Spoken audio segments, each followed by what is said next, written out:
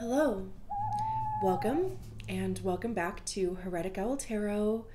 My name is Liz, and I will be guiding you on this journey. So, it's April. These messages really are, kind of whenever you see them, but I do tend to do them at least monthly. So this month we're using the Work Your Light Oracle deck, and then we're using the Wandering Moon Tarot for additional information. We'll get an Oracle card for the overall vibe, and then of course pull 6 tarot cards and see what the vibe is. I have my little bowl here of all of the zodiac, all of the human design profile numbers. I'm just gonna pick one. We have Taurus. All right. So let's get an oracle card first. See what the overall vibe is for my fellow Taurians. Coming up on Taurus season at the end of this month, so shout out to you if you have a birthday in April.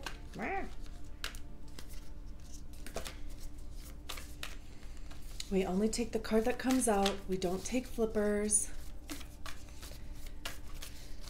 All of my decks, we all have an agreement. That's how it works. There's so many people that have been like, you're doing it wrong, when I don't take the cards that flip, and I'm like, who's the one that's shuffling? Who's the one that has the cards in their hands?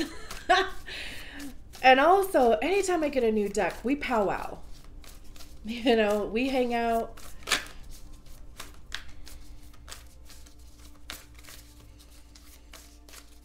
We get on the same page. So, for Taurus.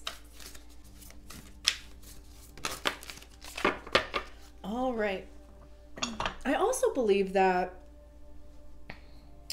Mercury retrograde is going to be in Taurus, and I also believe that I saw that we're like in the pre-shadow phase of that now. So, we have Priestess. How are you being called to step up and lead? Interesting. Okay. Let's get the tarot cards out, and then of course we'll talk about that. And this gives me a chance to like stare at this card while I'm shuffling and just kind of connect to it. We have the 8 of Wands in the reverse. Did you see how that came flying out and kind of flipped over in the reverse? It's kind of interesting.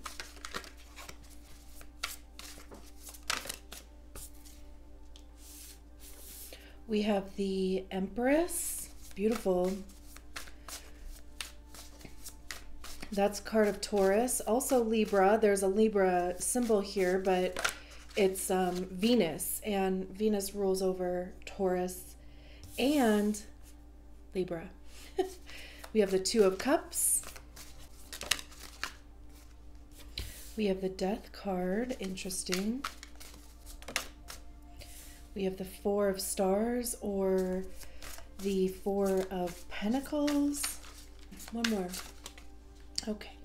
That is so interesting. The amount of cards that have like flown over on top of this oracle card just kind of cracks me up. And then we have the full moon at the bottom of the deck.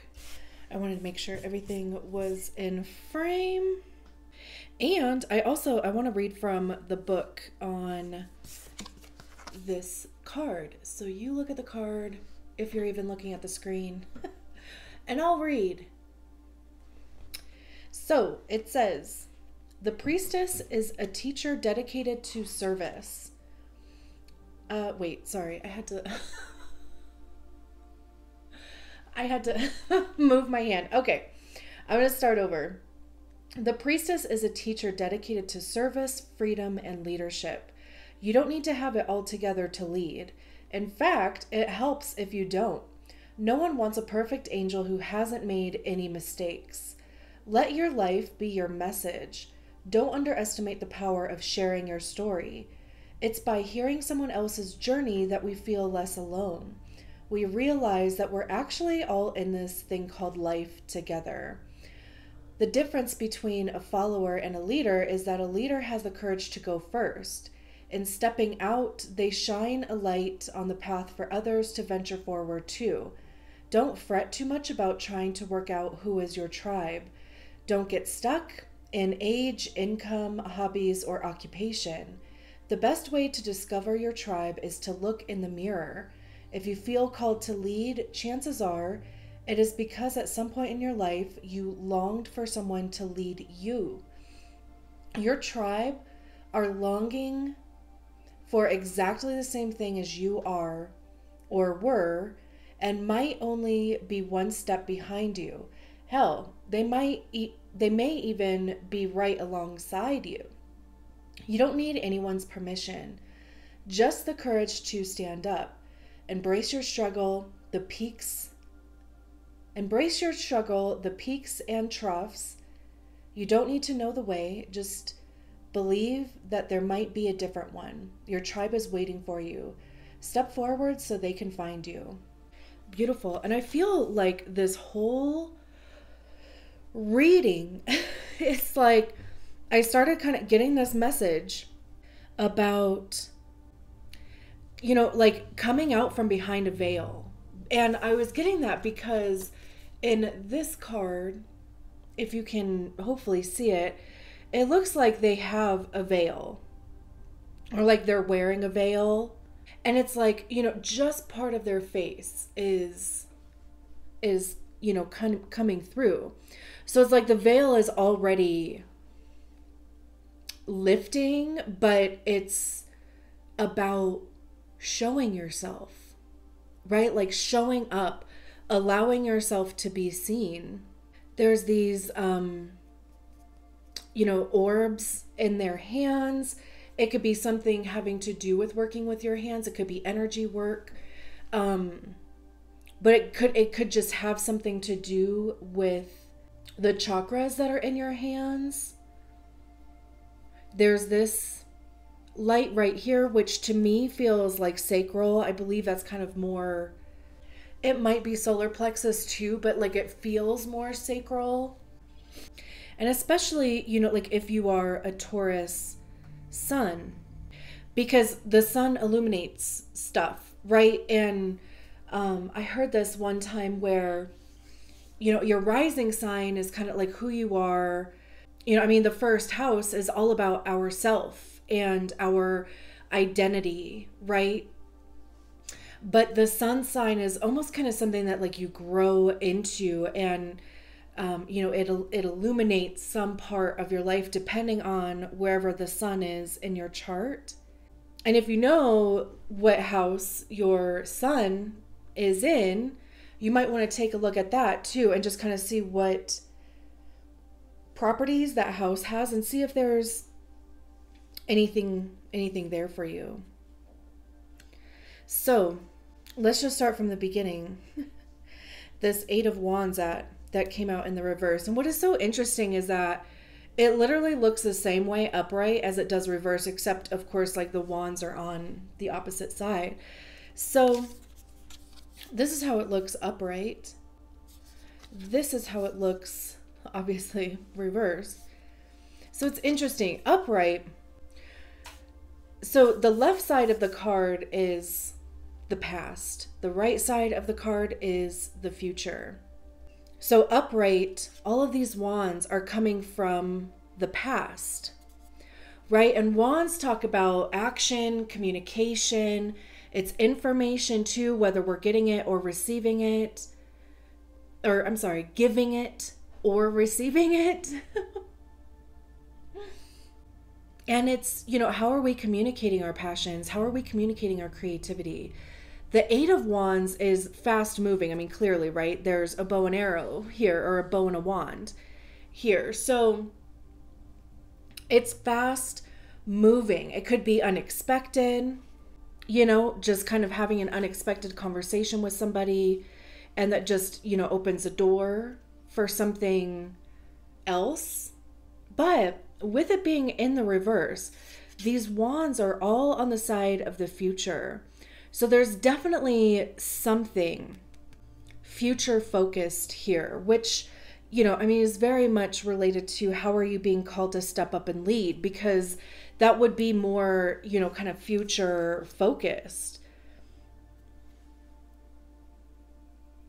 But maybe too, with this card being in the reverse, maybe you're getting stuck on the step of, I don't even know like what my message is, or what is a message that I want to, you know, put out in the world. And I love that the book was like, you don't even have to worry about that. Because I feel like as Taurus, and I'm a Taurus sun, I also have Chiron in Taurus, and I might have Mercury in Taurus also, which is kind of funny. No, maybe it was in Gemini actually. Let me see. I always like, I have my human design chart and my birth chart always on my table because I cannot remember shit. Yeah, my Mercury is in Taurus, and it was retrograde when I was born. Anyway, but yeah, you know, I think as Tauruses, you know, we're always described as stubborn. I mean, we're the bull, right? And I believe, for me anyway, of course, right? I mean, I'm speaking from my own experience. I'm not trying to speak for you too, but maybe it would resonate with you. But for me, it's like, I will make moves very quickly if I have enough information. You know, like, we like to be comfortable, you know, like, it can be hard for us to make changes because we do get comfortable. But I mean, you know, like, we certainly will make changes. And sometimes it comes because things get so uncomfortable, you know, like, where it almost just kind of feels like we're getting, you know, like the walls are maybe closing in any capacity in our lives, right? But it's more about, like, if I have enough information, which is the Eight of Wands, then I certainly will. I'll make moves really fast. But also, too, that can be an excuse not to make any moves, which, you know, I mean, with the Eight of Wands being in the reverse, it could be feeling like, you don't have enough information to make a move forward. Or again, like I was saying before, like, maybe you don't know what your message is, or you're trying to get clear on what that message is. I mean, it could even be waiting for some sort of, you know, communication. Maybe you have put feelers out there in some capacity. We have a couple Pentacles cards out here. We have a couple water cards out here. I mean, it could have to do with work or your home, your physical body. But then it's paired with the Death card, and this is Scorpio. There doesn't have to be a Scorpio involved, just, you know, throwing that out there. But the Death card says that something has to end in order for something to begin. There's that saying that every new beginning disguises itself as an end. I love that saying anytime the Death card comes up, because it's also, of course, like that other saying, one door closes and another opens, right? But it's like you have to close one door in order to even see that the other door is already open. And sometimes, again, right, like, it's really hard to close a door because, you know, we get trapped, or we feel a little stuck in that level of security, even if it is to our own detriment. Like, is that thing, you know, taking away energy that we could be putting into something else. So this, I keep going back to this Eight of Wands card for some reason. But okay, so like I said, right? All these wands on the left side of the card, this is about, you know, the past. And this bow would be shooting this wand into the future, right? So with it being in the reverse, now this wand is being shot into the past. So there's definitely something. And even, you know, this death card, the skull is looking to the left. So there's definitely either something from the past that, you know, you might be trying to try again. It's almost, you know, it's like you're driving forward, but your focus isn't in the rear view mirror, where you're still like, you're kind of moving forward, but your focus is on either what you're leaving behind or something that you started doing in the past. And it could be making you stay small, you know, because like I said, right, like, is the thing. And that could be a job, that could be a business, that could be a relationship. It could be a thought pattern, a behavior pattern. You know, it could just be, you know, like that glass ceiling that our ego kind of creates, right? That we have a hard time going past that. But, you know, like, is that thing from the past taking up energy that could be used to, like, move forward? You know, like, what if we stopped looking in the rearview mirror and we started actually paying attention to the road in front of us, right? So we have this Empress card.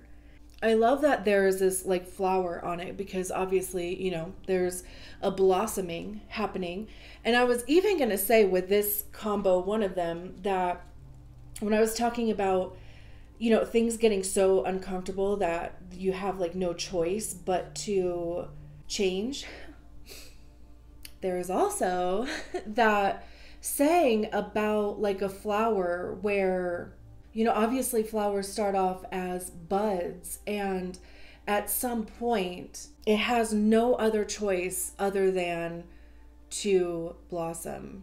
And the Empress is the divine feminine energy, not gender, just the energy of the divine feminine, which is nurturing, being in the flow, intuitive, emotional maturity. There's a quality of abundance that comes with the Empress and the ability to reproduce it, because traditionally the Empress is pregnant on what am I saying? Traditionally on the Empress card, they are pregnant.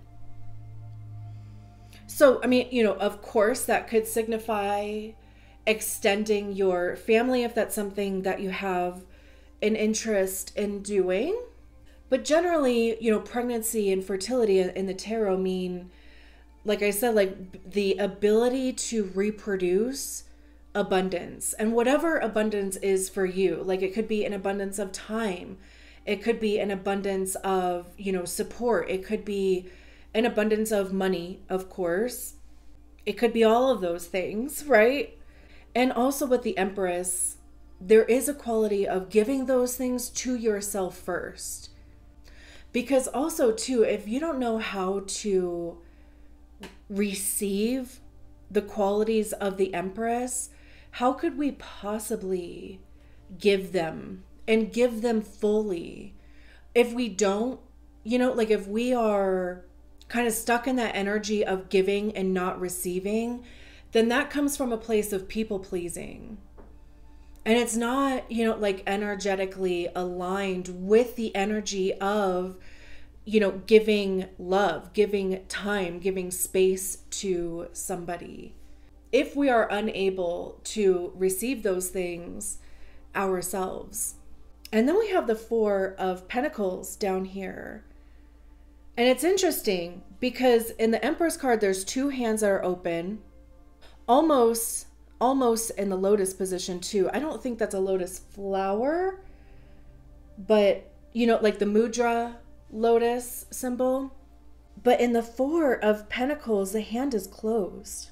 So, like I was saying, you know, over here, there is this veil that is like, you know, kind of trying to come off, and more of their face, like their true face that's not distorted behind a veil, is peeking through, right? And the feeling that I'm getting with the Four of Pentacles is that there's this like push and pull. There's this like 2 steps forward, 1 step back thing, which, you know, there's nothing wrong with dipping a toe in to see, you know, like how the water feels.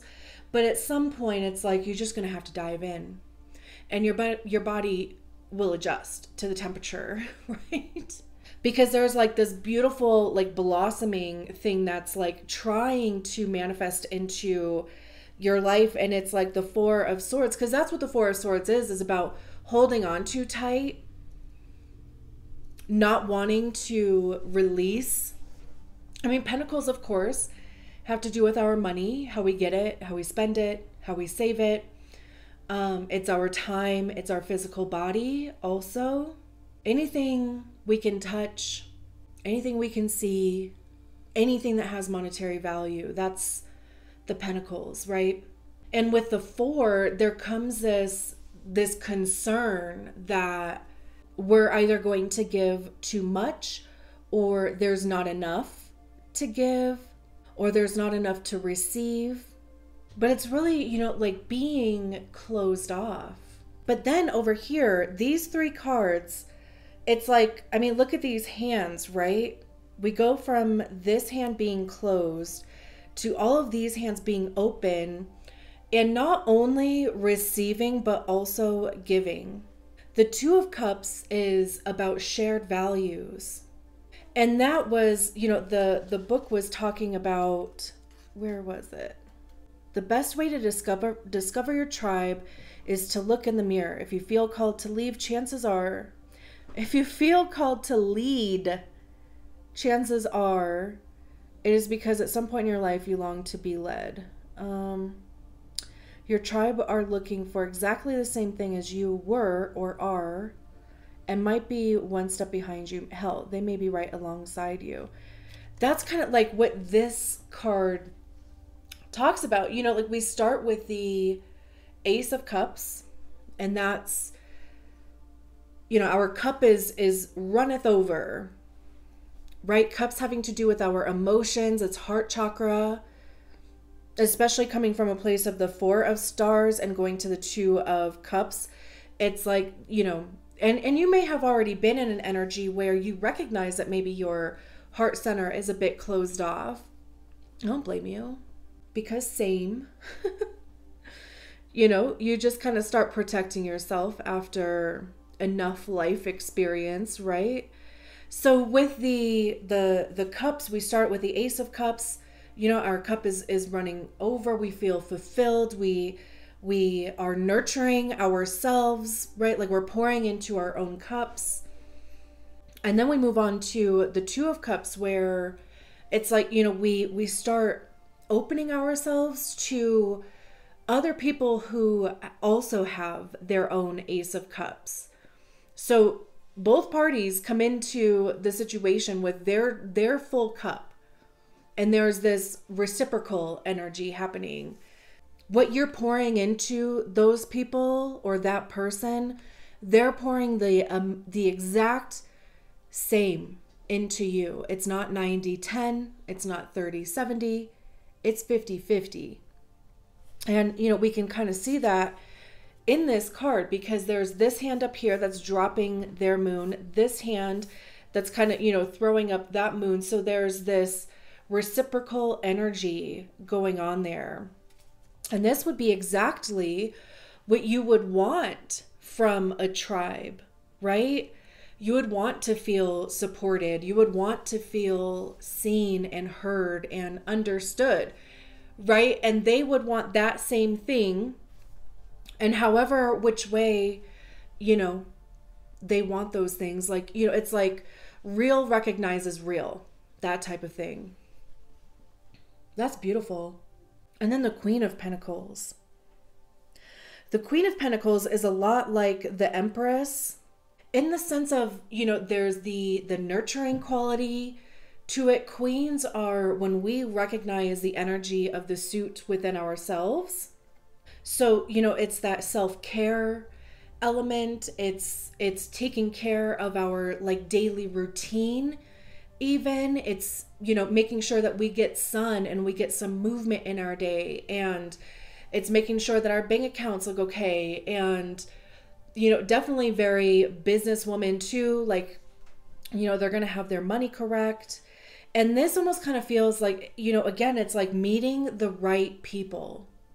In whatever type of work that you do, whether you are a business owner or you have, like a 9 to 5 or whatever the case may be, it could, of course, be a romantic relationship. It could be friends, like they're that person that's, like your number one cheerleader, right? It's either, and again, with it paired with the 2 of Cups, you're giving that to your tribe. They're giving that to you.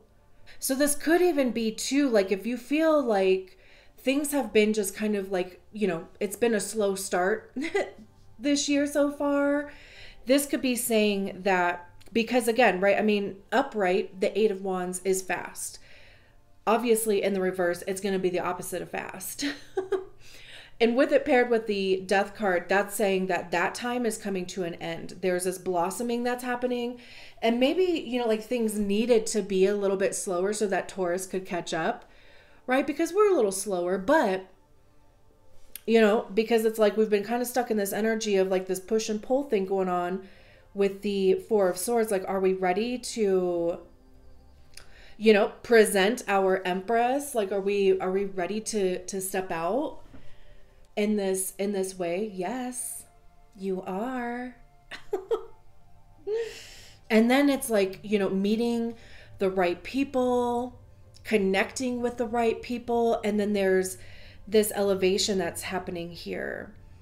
They could just bring some sort of like prosperity and abundance into your life.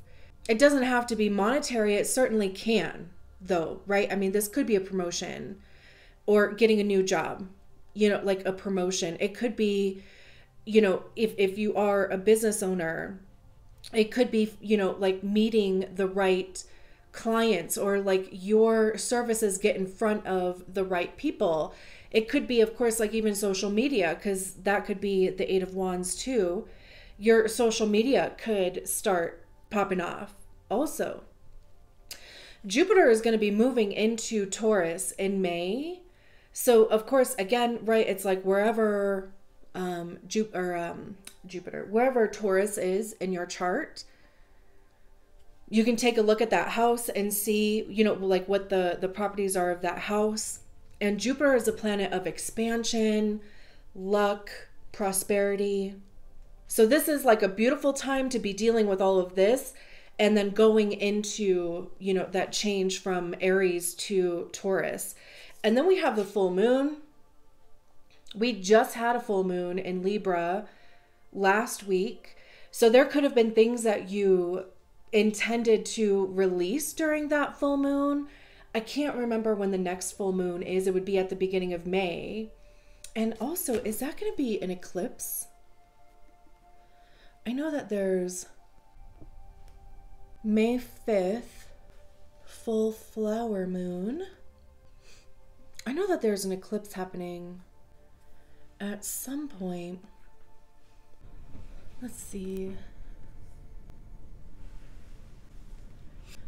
Okay. That's what it is. Okay. There's a solar eclipse on April 20th. There's a new moon on April 19th and maybe 20th. And then there's a lunar eclipse on May 5th to 6th. And that is the next full moon in May, is the 5th. So anyway, it's interesting because, like I said, right, there's a solar eclipse on April 20th.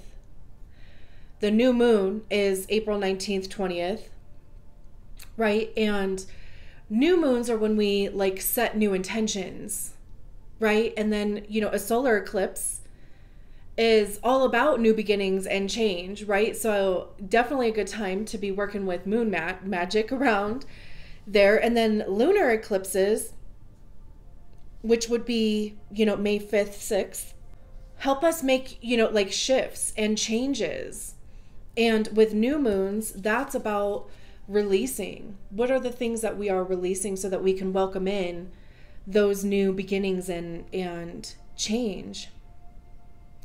And there's this keyhole here. There's definitely like, there's something that's going to be uncovered here. You know, it's like you are going to find the key to something before the next full moon. Oh my gosh. And then we have the Six of Cups. We were talking about the past over here. And that's what the Six of Cups, it's literally the card of the past. It's nostalgia, you know, like we think the good old days, but can also be inner child. Oh my gosh. And with the Devil card behind there, we could be discovering, you know, the Devil card is like the things that control us. What are those things that keep us small, right? Like why not just take that whole veil off? This is a card of Capricorn too, so it's very much, you know, earth energy, but that could be the key that is being discovered here, is what happened like basically in the past, right? That created this energy of, you know, like keeping ourselves small, or, you know, even just like the ways that we manipulate ourselves out of doing something or into doing something when we know that it may not be the best thing to do. And then we have the King of Pentacles. So, you know, we ended with the Queen of Pentacles, and then there's this whole situation here. So there's this leveling up happening. I mean, of course, this could be some sort of like divine partnership, because, you know, we also have the Two of Cups here. It could certainly be that.